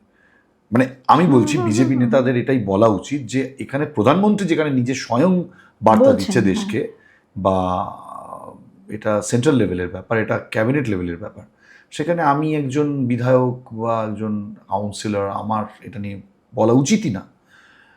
এখন নেতাদের ব্যাপারটা কি হয়, নেতারা না ক্ষমতা পেয়ে তারা ভাবে তারা they can do anything, because police প্রশাসন আমাদের হাতে, সমাজগুলো আমাদের হাতে, তারা ধরাকে সরা জ্ঞান করে না, জাস্ট লাইক ভাইপো। তো ওই জিনিসটা বরাবর হয়ে এসছে, মানে ক্ষমতার একটা ভাষা থাকে। হ্যাঁ, ভাষা না, ক্ষমতার একটা আস্ফালন থাকে। ওই আস্ফালনটা অ্যাকচুয়ালি এক ধরনের কি হয়, ওরা ভাবে যে আমাদের তো মানুষই ম্যান্ডেট দিয়েছে, তাহলে মানুষ আমাদের পক্ষে রয়েছে। এই ভাবতে ভাবতে কখন যে আস্তে আস্তে পায়ের তলা থেকে বালিটা সরতে সরতে সরতে থাকে, সেটা গিয়ে ফাইনালি বোঝা যায় কখন, যখন ওই সামান্য একটা একাডেমির পাশে ছোট্ট একটা জায়গার জন্য 21শে জুলাই পাওয়া যায়, তখন বোঝা যায় যে আমার ক্ষমতা চলে গেছে, আমাকে এখন ওই একাডেমির সামনে বা বিড়লা তারামণ্ডলের সামনে একটা ছোট্ট স্টেজ বানিয়ে এই 21শে জুলাই করতে হবে, রাস্তা বন্ধ করে কত কিছু হয়েছে, ঠিক আছে, আজকে কোথায় গিয়ে দাঁড়িয়ে আমাদের কি বড় বড় ডিউটি পড়তো। যাই হোক, আমি এর পরে একটা প্রশ্ন করব, যে জেনজিকে নিয়ে এত কথা হচ্ছে, মানে আমাদের পরের জেনারেশন যারা এই মুহূর্তে রীতিমতো দাপিয়ে বেড়াচ্ছে, এবং নতুন প্রজন্ম এগিয়ে আসবে, এটা যুগের নিয়ম, নতুনকে তো আসতেই হবে। কিন্তু আমার প্রশ্ন, যে এই জেনজিদের মিছিল থেকে, এই জেনজিদের জমায়েত থেকে দেশের প্রধানমন্ত্রী নিয়ে যে ছবি, যে নোংরা বিভিন্ন ধরনের প্ল্যাকার্ড আমরা দেখলাম, এবং এটা প্রথমবার নয়, বহুবার। আমি নরেন্দ্র মোদী বলে বলছি না, আমি বলছি যে কোনো মমতা বন্দ্যোপাধ্যায়কে নিয়েও যদি কোনো, যে মিমটা ছড়িয়েছিল, আমরা সেটা মানে জার্নালিস্ট হিসাবে, কন্টেন্ট ক্রিয়েটার হিসাবে আমরা সেটা কখনোই চাইবো না যে কোনো মহিলাকে এই ধরনের ব্যবহার তার সঙ্গে হোক। তো প্রত্যেকটা পোস্টের তো একটা দাম আছে, যতক্ষণ পর্যন্ত তিনি ওই জায়গায় আছেন।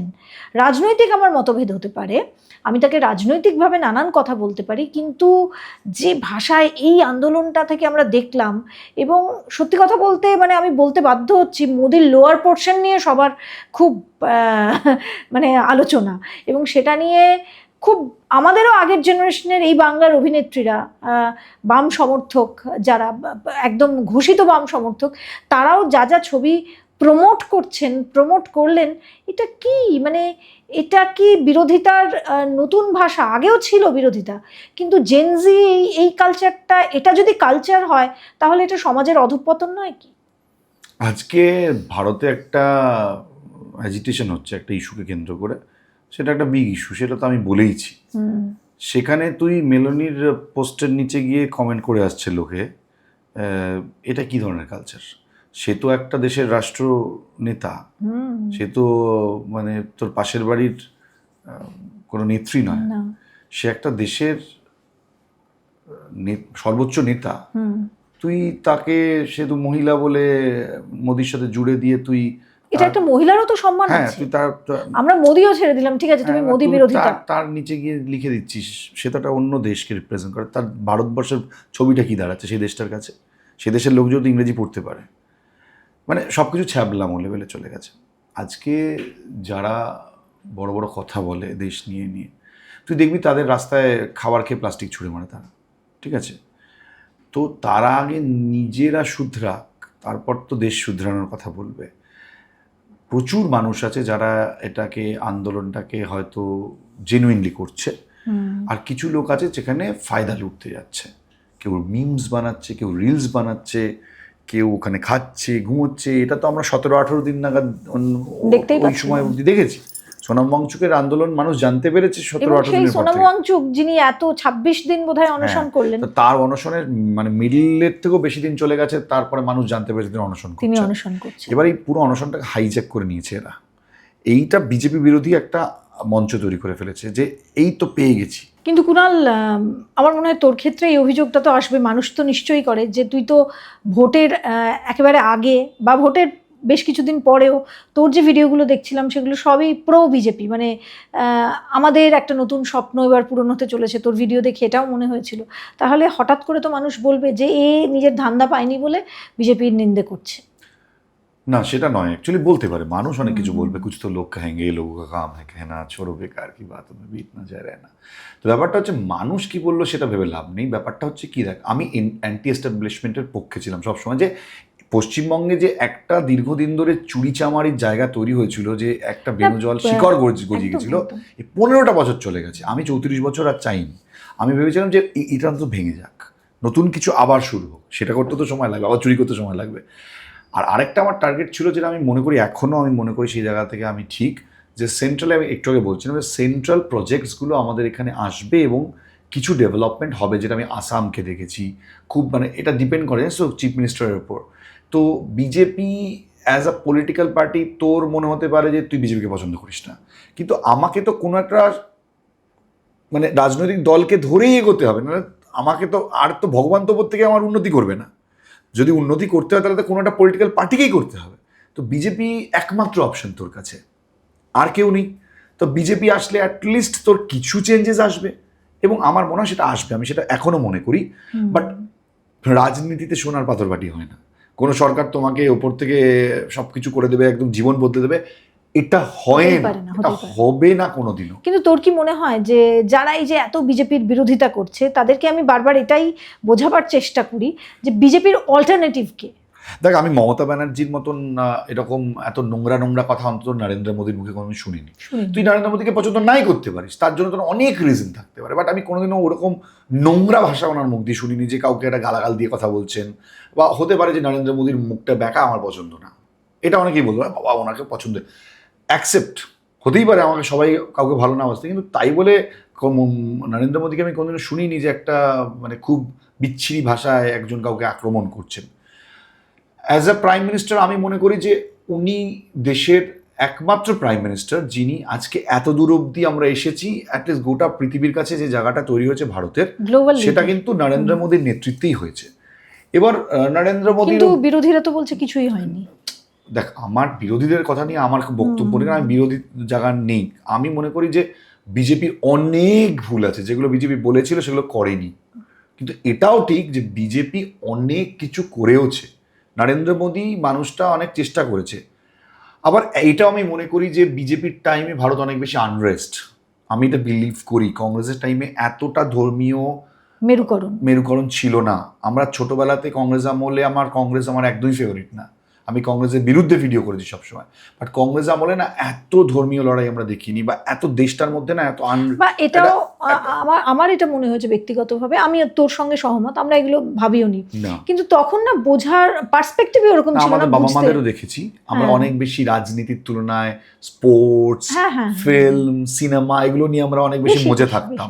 শনি রবিবার প্রমোট করা হতো সিনেমাকে, আমাদের সিনেমাটার জগৎটা নষ্ট করে দিয়েছে, স্পোর্টস, অথচ আমাদের একটাই চ্যানেল ছিল।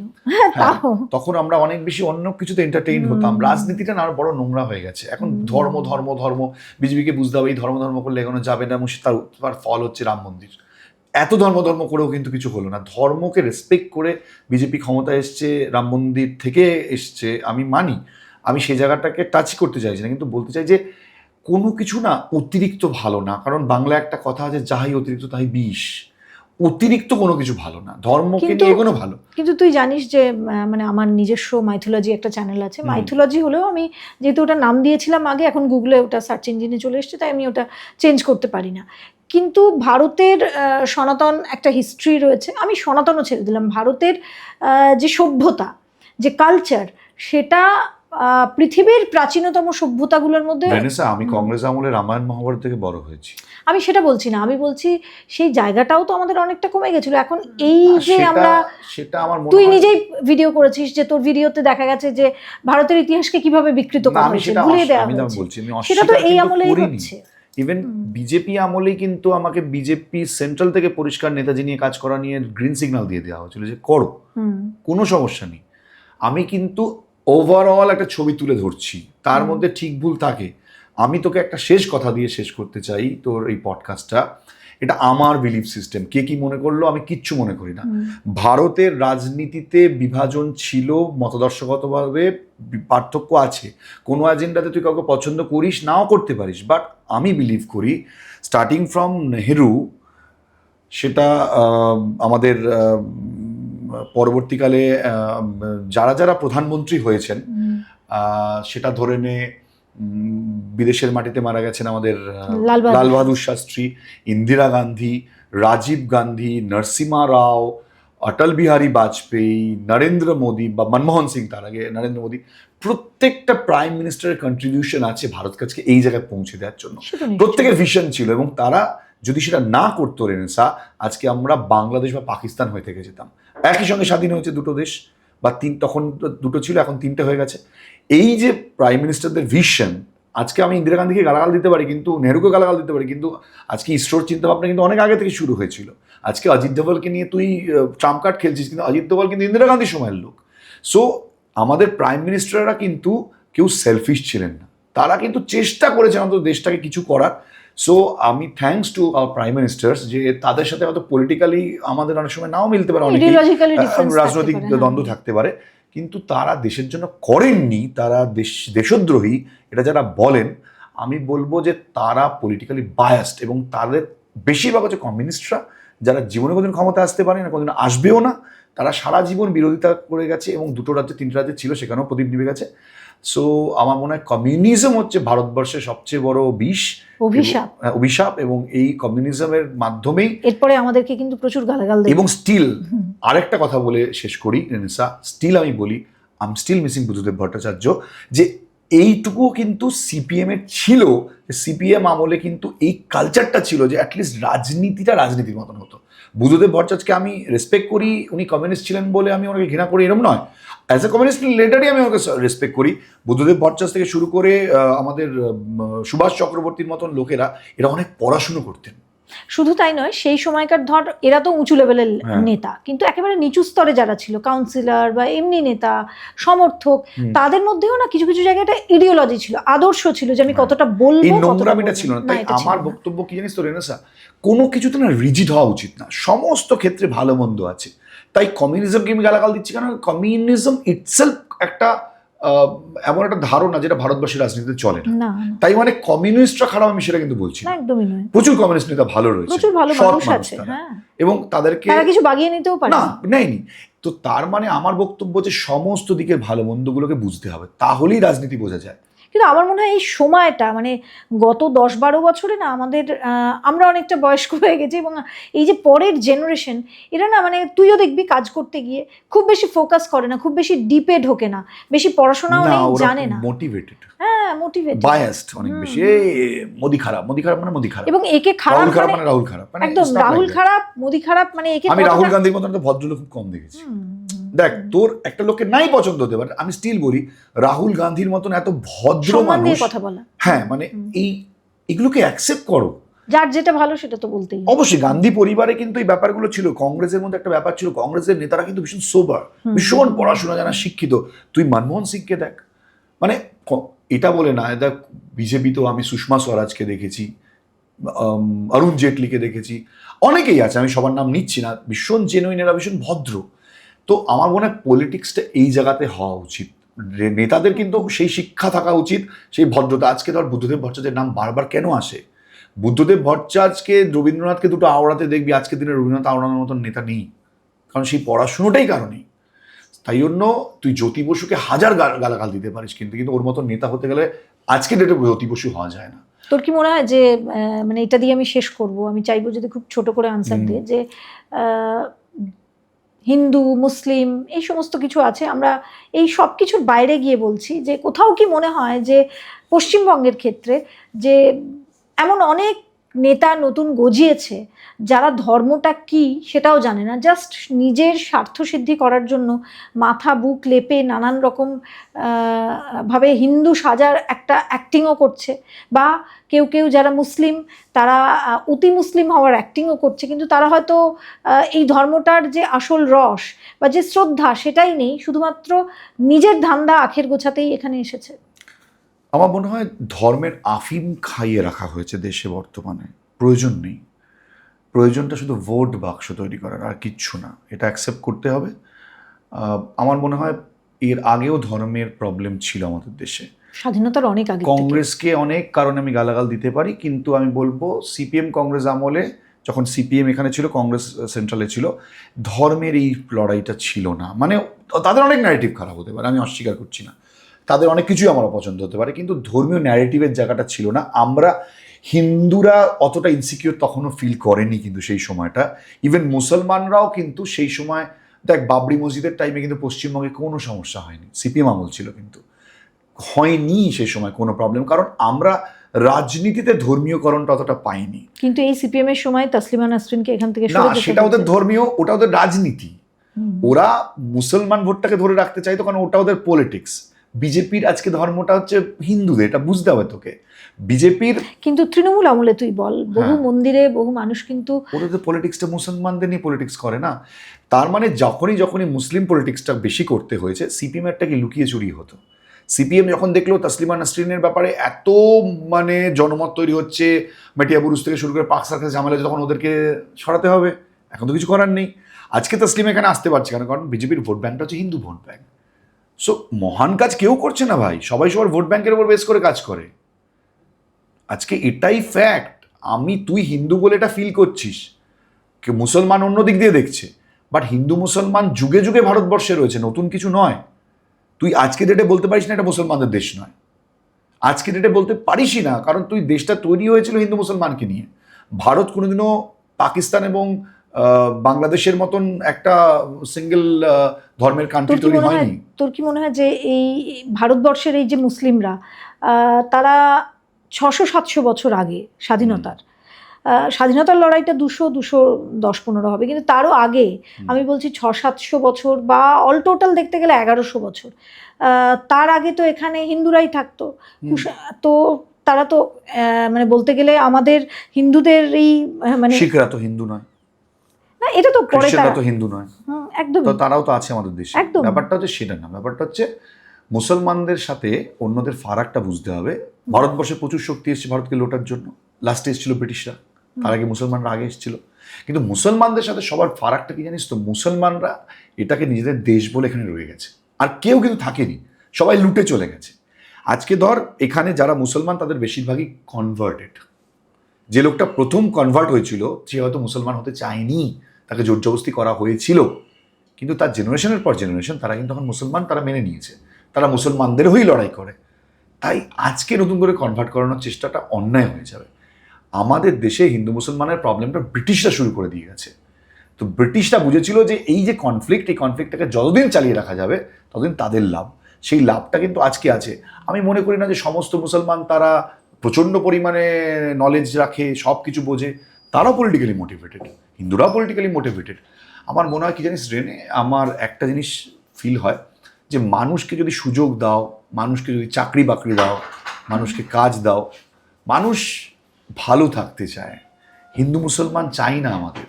আমরা হিন্দু মুসলমান ইস্যুটাকে বারবার ফিল করি কখন, যখন রাজনৈতিক নেতারা আমাদের বোঝায় যে উই আর আনসেফ। কিন্তু এই যে পাকিস্তানের দিক থেকে ধর্ম দেখে দেখে যখন, ওটা তো পাকিস্তানের প্রবলেম, ইন্ডিয়ার প্রবলেম তো না, বাংলাদেশের প্রবলেম, ইন্ডিয়ার প্রবলেম তো না। প্রবলেমটা হচ্ছে ভারতবর্ষের কোনো হিন্দু মুসলমান একে অপরের সঙ্গে লড়াই করে না। আমি হিন্দু প্রধান দেশে থেকেও বলছি, প্রচুর মুসলমানের সাথে বড় হয়েছি ছোটোবেলা থেকে। এটা শুধু পলিটিক্যালি আমাদের বোঝানো হয় যে তুই অনেক জায়গা আছে মুসলমানদের বিরুদ্ধে অনেক অভিযোগ আছে, তাদের জায়গায় সমস্যা হয়েছে, কিন্তু কোথাও না কোথাও ধর্মীয় যে ইন্ধনটার পেছনে রাজনীতি ছিল। নট অনলি রাজনীতি, আমার যেটা মনে হয় যে ধর্মীয় প্রতিষ্ঠানগুলো মুসলিমদের ক্ষেত্রে একটা বড় ফ্যাক্টর, যেটা এই তুই আজকে বলছিস যে এখানে সন্ধ্যারতি করতে দেবে না, ওখানে পুজো অর্চনা করতে দেবে না, প্রশাসন যদি চাইতো এগুলো আটকাতে, এগুলো হতো? কোনোদিনও হতো? আজকে তৃণমূল আমলে এগুলো হয়েছে কারণ তুই এগুলোকে তোল্লাই দিয়েছিস। আজকে দুটো লোক ধর সে আস্ফালন করছে, ধর্মীয় আস্ফালন, যে আমি এখানে হতে দেবো না, হিন্দুদের ঠাকুর ভেঙে দিচ্ছে। তুই যদি প্রশাসনিকভাবে ওটাকে রোধ করিস, কেউ পারবে করতে? ওই সবশেষে ভোট ব্যাংক। তার মানে ভোটের জন্য, রাজনীতি করার জন্য হিন্দু মুসলমানের টাসলটাকে, রেনেসা তোর পাশের বাড়িতেও ঝামেলা আছে জমি নিয়ে, সেটা হিন্দুর মধ্যে লড়াই। তুই যখনই হিন্দু মুসলমান হয় ওটা তোর চোখে পড়ে বড় করে, বাট বাকি লড়াইগুলো চোখে পড়ে না। তুই তোর পাশের অ্যাপার্টমেন্টের লোকটাকে সহ্য করতে পারিস না, সে তোরই মতো তো ব্রাহ্মণ। প্রবলেম ইজ নট দ্যাট আমরা সমস্ত, তোর নিজের পিসিমাসিকে তুই সহ্য করতে পারিস না, তো প্রবলেম সর্বত্র রয়েছে। তুই হিন্দু মুসলমানকে শুধু প্রজেক্ট করেছিস তোর ভোট ইস্যুর জন্য। তৃণমূল, সিপিএম মুসলমান ভোট চায়, বিজেপি হিন্দু ভোট চায়। So this is the main fact. আর কোনো সমস্যা নেই, বাকিগুলো সব সলভ করা যায়, ওগুলো ইস্যুই না। প্রশাসন, পুলিশ যদি স্ট্রং হয়, আইন ব্যবস্থা যদি স্ট্রং হয়, কারো ক্ষমতা নেই কোনো অন্যায় করার। সেটা যদি আজকে বন্ধ করা যায়নি, মুসলমানদের হেলমেট ছাড়া ঘোরা কি করে সম্ভব হলো? কারণ হিন্দু শাসিত সরকার এই মুহূর্তে ক্ষমতা এসছে, তাই তো বুঝতে হবে না এগুলো সমস্ত কিছু রাজনীতি নয়, চোখটা খুলতে হবে। ধর্ম নিজের কাছে, সব ধর্মের রেসপেক্ট করার জায়গা রয়েছে, সবাই কিন্তু এন্ড অফ দ্য ডে বাঁচতে চাই রেনেসা, সবারই বাড়িতে বাচ্চা বউ আছে। আমার মনে হয় আমরা অনেকটা আলোচনা করলাম। এইসব আলোচনা কিন্তু লোকজন নেবে না বাবা, বলবে বাবা এইসব সিকিউলার সুলোফুলো লোক। তো আমার মনে হয় আজকে আমরা অনেকটা আলোচনা করলাম, আমরা মত বিনিময় করলাম, এবং একটা উদাহরণ তুলে দেওয়ারও চেষ্টা করলাম যে আমাদের মধ্যে মতবিরোধ আছে, কিন্তু এই মতবিরোধ থাকলেও আমরা ভালো বন্ধু। না, ভালো বন্ধু থেকে বড় কথা, তুই আমি নেতাজির সাপোর্টার। একদম।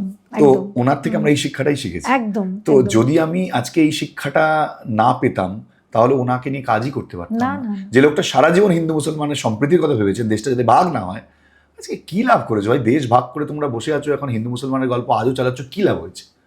সো বন্ধুত্বের থেকে বড় কথা আদর্শগত মিল থাকতে হবে। একদম একদম, সেটা আমরা এখানে আলোচনা করলাম, তুলে ধরলাম। অনেকদিন পর কুণাল এখানে এলো, কিন্তু আমার মনে হয় এই সোজা কথাগুলো সোজাভাবে বলার জায়গাগুলো খুব ছোট হয়ে যাচ্ছে।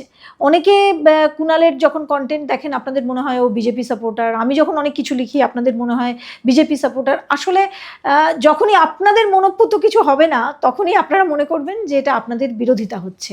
আমরা যারা জার্নালিস্ট, যারা কন্টেন্ট ক্রিয়েট করি, তারাও তো এক ধরনের জার্নালিজমই করছেন, ইনফরমেশনের সঙ্গে কাজ করছেন। তো এই কমিউনিকেট করতে গিয়ে আমাদের কিন্তু নিজেদের মতন করে সব কিছু, নিজেদের মতামতটা পেশ করতে হয়। কারোর ভালো লাগতে পারে, না লাগতে পারে, কিন্তু এর পিছনে ওই টাকা দিয়ে চ্যানেল চালানোর কোনো গল্প নেই, এবং এগুলো আমরা করি না। যাই হোক, আমার মনে হয় প্রচুর কোটি টাকা পেয়েছে, এগুলো এখন বাউন্স হয়েছে।